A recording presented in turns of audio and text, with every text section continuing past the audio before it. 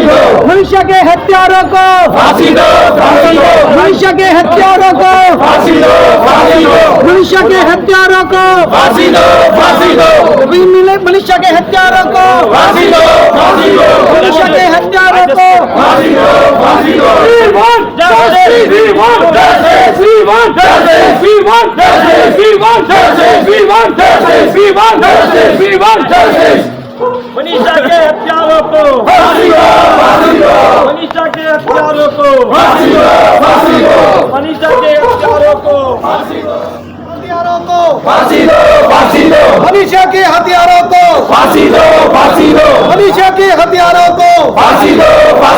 मनुष्य के हत्यारों को फांसी दो, फांसी दो, मनुष्य के हत्यारों को फांसी दो, फांसी दो, मनुष्य के हत्यारों को फांसी दो, फांसी दो, मनुष्य के हत्यारों को फांसी दो, फांसी दो, मनुष्य के हत्यारों को फांसी दो, फांसी दो, मनुष्य के हत्यारों को फांसी दो, फांसी दो, मनुष्य के हत्यारों को फांसी दो, फांसी दो, मनुष्य के हत्यारों को फांसी दो, फांसी दो, मनुष्य के हत्यारों को फांसी दो, फांसी दो, मनुष्य के हत्यारों को फांसी दो, फांसी दो, मनुष्य के हत्यारों को फांसी दो, फांसी दो, मनुष्य के हत्यारों को फांसी दो। जब खेत में ढूंढने गई उसको दूसरे हिस्से में, तो वो चक्कर काटती रही और आवाज़ देती रही, लेकिन उसकी आवाज़ नहीं पहुंच पाई, क्योंकि उस बच्ची को इतनी बुरी तरह से उन्होंने मारा था कि उसकी आवाज़ भी नहीं निकल रही थी। जब वो उसकी माँ वहाँ से निकली तो उसे चप्पल दिखाई दी, वो चप्पल उल्टी पड़ी हुई थी, चप्पल उसी बच्ची की थी। उसने जब वो देखा उसकी तरफ तो बहुत जो है दिमाग में उसके बैठा, उसने सोचा कि ये बच्ची मेरी है कहाँ। लेकिन जब वो थोड़ा सा अंदर गई तो उसने देखा वो बच्ची पड़ी हुई है, नगन बच्ची थी। उस औरत ने उसी टाइम उस बच्ची के ऊपर जो है अपनी साड़ी उतारी और साड़ी उतार के उसके ऊपर डाल दी। फिर उन्होंने थोड़ा अपना हिम्मत रखी, उस बच्ची को वो बाहर लेकर आई, घर लेकर आई। वहाँ पे भागदौड़ मची उस बच्ची की FIR दिखाने के लिए, पुलिस में रिपोर्ट दिखाने के लिए। और जो उसकी रिपोर्ट लिखी गई, वहाँ के SHO ने, वहाँ के पुलिस अधिकारियों ने उसका क्या बयान लिखा है, बयान उस बच्ची ने दिया है कि मेरे साथ रेप हुआ है, मुझे इन 4 आदमियों ने मेरे साथ बलात्कार किया है, मेरी ये जो रीढ़ की हड्डी है मैं उठ नहीं पा रही, यहाँ मेरे को दर्द है, ये सब इन्होंने मुझे इतना पीटा है कि मैं आपको बखान नहीं कर सकती। इसके बावजूद भी उन पुलिस वालों ने जो इसकी रिपोर्ट बनाई, वो रिपोर्ट बनाई कि इस लड़की के साथ छेड़खानी हुई है। छेड़खानी हुई है कह के उस लड़की को जो है एक अस्पताल में वहाँ पे दाखिल करा दिया। जब दाखिल कराया उस बच्ची को, उन्होंने भी उसका मेडिकल क्या कराया है क्या नहीं कराया, वो भी उन्होंने भी लिखा है कि इसके साथ किसी तरह की कोई घटना नहीं हुई है, ये तो छेड़छाड़ दिखाई दे रही है। कुछ दिनों के बाद वो बच्ची की तबीयत ज़्यादा खराब होती चली गई, लेकिन वहाँ की जो सरकार है, उस सरकार ने उस बच्ची की इलाज के लिए कोई ध्यान नहीं दिया, ना उस हॉस्पिटल वालों पे दबाव डाला कि इसका इलाज आप ठीक करें। दिन पर दिन उस बच्ची के हालात खराब होते गए। जब ये पता एक दूसरी पार्टी को, अपोजिशन को और जो समाज सेवी थे उन्हें जब पता लगा तो उन्होंने दबाव डाला। जब दबाव डाला तो उसको उन्होंने थोड़ा इलाज कराने के लिए थोड़ा उसका इलाज बनाया, लेकिन बच्ची की हालत दिन पर दिन खराब होती गई। उन्होंने ऊपर जब प्रेशर पड़ा तब उन्होंने जो रिपोर्ट दिखाई है पुलिस की, उसमें अभी भी प्रेस वहाँ की कह रही है इस बच्ची ने जो बयान दिया है वो बयान अलग है और जो पुलिस बयान दे रही है वो बयान बिल्कुल अलग है। पुलिस अभी भी यही कह रही है कि इसके साथ ये घटना नहीं हुई जिस घटना के लिए समाज सेवी या अपोजिशन पार्टी या दूसरे लोग जो है बोल रहे हैं। उसके बाद उस बच्ची की हालात खराब हुई। हालात खराब होने पे उन्होंने जो वहाँ के लोग थे, समाज सेवी थे, उन्होंने प्रेशर डाला कि इसको ऑल इंडिया मेडिकल में ले चलो, लेकिन वो ऑल इंडिया मेडिकल में नहीं ले गए। उन्होंने उसको सफदरजंग हॉस्पिटल में एडमिट किया। सफदरजंग हॉस्पिटल में उसका मेडिकल नहीं हुआ। उस बच्ची को एक दिन वहाँ रखने के बाद उस बच्ची का जो है देहांत हो गया और उन्होंने पुलिस वालों ने देहांत उस बच्ची का रात को हुआ है, लेकिन वो बात को छुपाए बैठे रहे। उन्होंने कहा कि सुबह हुआ है। सुबह का उनका नाम लिया, लेने के बाद जब लोग वहाँ गए हैं, लोग वहाँ पहुँच गए हैं, उन्होंने इस बात के लिए दबाव डाला कि भी इसका जो इलाज है आगे बढ़े। उन्होंने दबाव डाला और दबाव डालने के लिए जब उन्होंने उसके ऊपर प्रेशराइज किया तो उन्होंने क्या किया, यहाँ पे हमारी 2-3 उन्होंने जितना भी प्रेशर डाला उन्होंने जो है रात को जब पता लगा उसकी माँ उसका बाप वो बेचारे आए, हॉस्पिटल में आ गए। यहाँ पे एक संस्था है, मैं ध्यान से नाम उसका रहा, भीम नाम से है, उन्होंने भी बहुत डाला। वहाँ की कुछ संस्था भी आ गई, दिल्ली की संस्था भी आ गई, कांग्रेस की महिला कांग्रेस की जो है ग्रुप आ गया और दूसरे जो जितनी भी जो सामाजिक सेवा वाले हैं वो वहाँ पहुँच गए। और पहुँचने के बाद उन्होंने क्या किया, उन्होंने जो धरना प्रदर्शन शुरू करा, उस धरना प्रदर्शन को रोकने के लिए इन्होंने पुलिस लगाई और रात को माँ और बाप और भैया और उसके परिवार के वो उनसे दबाव जमाते रहे कि भाई ये बॉडी जो है ये बॉडी हमें दे दो। लेकिन उन्होंने कहा कि हमारे हॉस्पिटल में बॉडी नहीं है। वो बेचारे रोज दिखाने लगे कि जब ये हॉस्पिटल में आई थी तो बॉडी कहाँ गई। उसके भैया को भी, उसकी माँ को भी, उसके पिताजी को भी यही कहा गया कि हमारे पास बॉडी नहीं है। इन्होंने क्या चाल चली, रात को जब इन्होंने वहाँ से बॉडी निकालनी थी तो 2 एम्बुलेंस उन्होंने तैयार करी। पहले एम्बुलेंस तैयार की और उस एम्बुलेंस से इन्होंने बाहर निकाला। जब निकाला तो लोगों के दिमाग में और प्रेस वालों को ये इंप्रेशन डाला गया कि वो गाड़ी निकल गई, वो बॉडी लेकर निकल गए, लेकिन नहीं गए थे वो। उसके बाद 1-2 घंटे के बाद वहाँ से गाड़ी निकली है, उसकी माँ को और बाप को उन्होंने अपने पास ले लिया था और उस एम्बुलेंस में ये रात को 1 बजे जो है हाथरस पहुँचे हैं।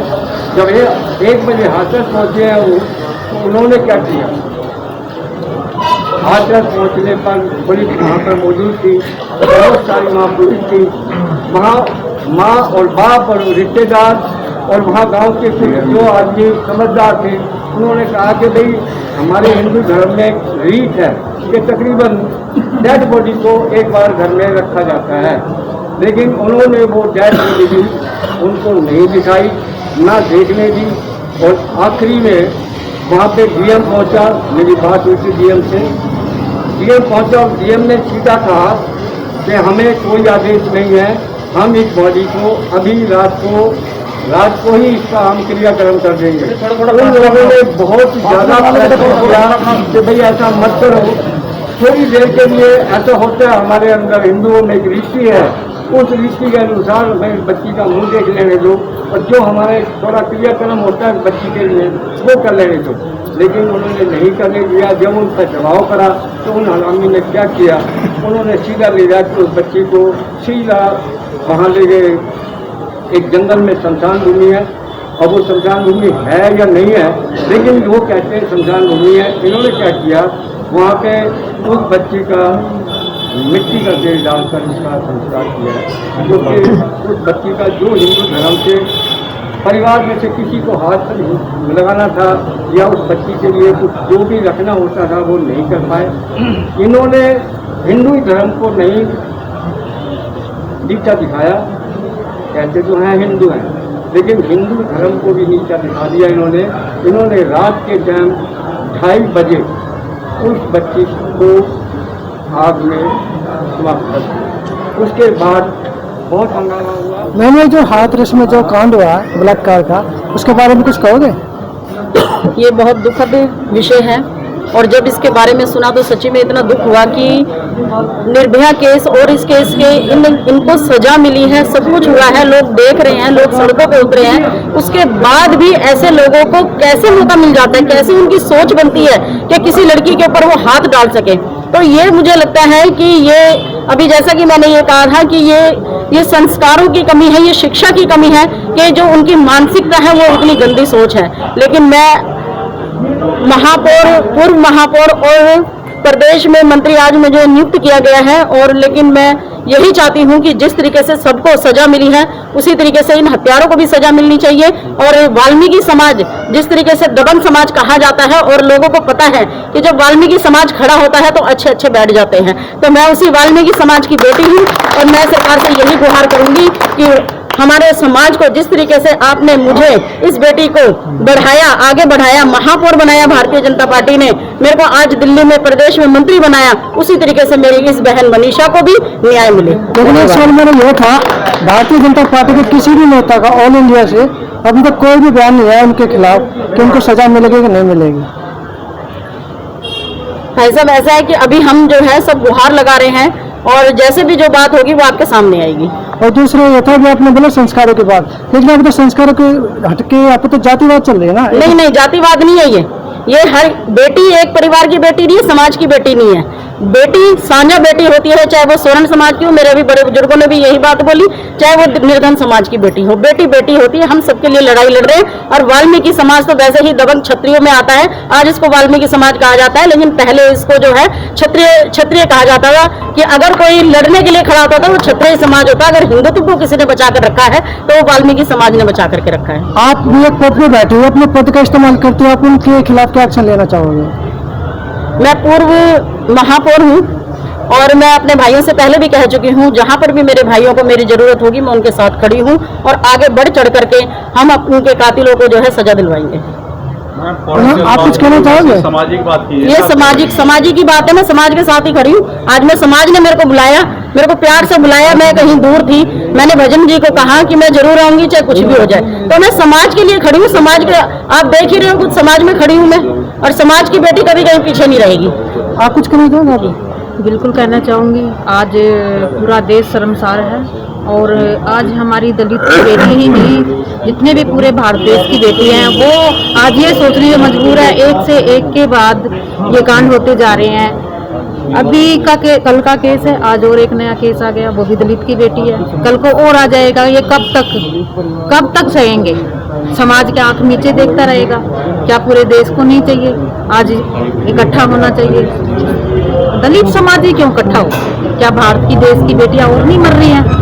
एक 8 साल से लेके बच्ची 2 महीने तक, आपने भी सुना होगा, 2 महीने तक की बच्ची सुरक्षित नहीं है। 90 साल की एक बुजुर्ग महिला को उठाकर रेप कर दिया जाता है। ये समाज कब तक इनकी दर्दगी सहेगा? क्या ये जो मोदी सरकार है, क्या उन्होंने दलितों ने उनको वोट नहीं दी थी?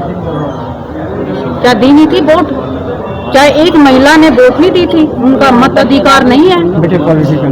पॉलिटिकल भी है? नहीं, मोदी सरकार आज से पहले सर कानून बन जाना चाहिए था, आज से पहले क्यों नहीं बना? आप बाकी सरकार को बोलो। मैं योगी सरकार को ही बोलती हूँ, प्रधानमंत्री है हमारे प्रधानमंत्री हैं, मैं उनको बोल सकती हूँ। एक बेटी का राइट है, एक नागरिक का राइट है, इसमें कोई मैं नहीं मानती आके समाज। एक मैं भी बेटी हूँ, मैं भी बहू हूँ, मैं भी अपना अधिकार जानती हूँ, मुझे बाहर जाने की स्वतंत्रता होनी चाहिए। क्यों नहीं है? मैं किसको बोलूंगी? मैं जो हमारे यहाँ पे पूरा देश संचलाता है, मैं उसको सवाल करने का अधिकार रखती हूँ। तो मेरा तो आपसे ये सवाल है, हिंदू रीति रिवाजों के अनुसार दिन छिपने के बाद अंतिम संस्कार नहीं किया जाता? बिल्कुल नहीं किया जाता। 2:30 बजे उनका अंतिम संस्कार किया गया पेट्रोल डालकर, जबकि उसकी माँ को भी उसे मिलने नहीं दिया। इसका मतलब ये है कि दलित लोग या शूद्र लोग हिंदू नहीं है। मैं एक बात बोलती हूँ, हिंदू धर्म को रात को जलाया गया। किसने जलाया गया? योगी सरकार ने जलाया गया, जबकि वहाँ के मुख्यमंत्री योगी सरकार थे। क्या पुलिस उनके अधीन नहीं थी? सब कुछ उनके अधीन था, यानी कि उनकी मिली भगत थी। किसी को बचाया जा रहा था, रात को क्राइम करा जा रहा था, जलाया जा रहा था। किसको जलाया जा रहा था? हिंदू तथा को जलाया जा रहा था। दलित की बेटी जल रही थी, माँ रो रही थी, परिजन खड़े थे, पुलिस वाले कह रहे थे डीएसपी से पूछो, वहाँ मीडिया खड़ी थी, किसकी शव जल रही है? कोई नहीं बोल रहा था। क्यों नहीं बोल रहा था? किसके मुंह पे पट्टी थी? क्यों पट्टी थी? क्या उन पुलिस वालों पे एक्शन नहीं होना चाहिए? ड्यूटी पे तो वो थे आप ना। लोगों की क्या मांग है, आप क्या चाहते हैं? मैं तो ये चाहती हूँ कि हर बेटी को न्याय मिलना चाहिए, कानून लागू होना चाहिए, चाहे वो दलित की बेटी है, चाहे वो अमीर गरीब या कोई जाट, कोई भी मतलब इसमें आता है जाति वर्ग में, भारत की हर बेटी को न्याय मिलना चाहिए। एक कानून व्यवस्था ऐसी लागू होनी चाहिए ताकि रेप करने से पहले, क्या छेड़ने से पहले भी बंदा 100 बार सोचे। वो राइट हमें चाहिए। सर आप कुछ कहना चाहोगे? मैं जो कहा था वो तो आपने पहले रिकॉर्ड मेरा कर लिया है कि उस बच्ची के साथ दरिंदगी हुई है, और दरिंदगी होने के बावजूद भी उस बच्ची के जो वहाँ की सरकार है, वहाँ का एडमिनिस्ट्रेशन है, उसने जो बयान लिखा उसका, वो बयान वो नहीं लिखा जो वो बयान वो बच्ची दे रही थी, बल्कि उन्होंने वो बयान जो लिखा है वो लिखा कि ये छेड़। आप समाज को क्या कहना चाहोगे, समाज को संदेश जो कि इस घटना को देखते हुए? इस घटना को देखते हुए